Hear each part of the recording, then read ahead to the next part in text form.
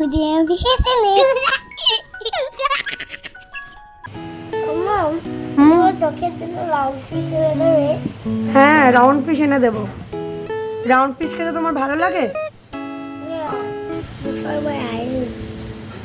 Yes.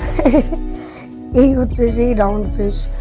Round fish মানে যাকে গেড়ি গুগলি বলতে পারেন। এটা বাজারে একটু কস্টলি আইটেম বলতে পারেন, আর রেস্তোরাঁতেও কিন্তু একটু দামি ফুড হিসাবে এটা একটা ডিশ এবং এটা বিক্রি হয়। অনেক রকমভাবে অনেকে রান্না করে।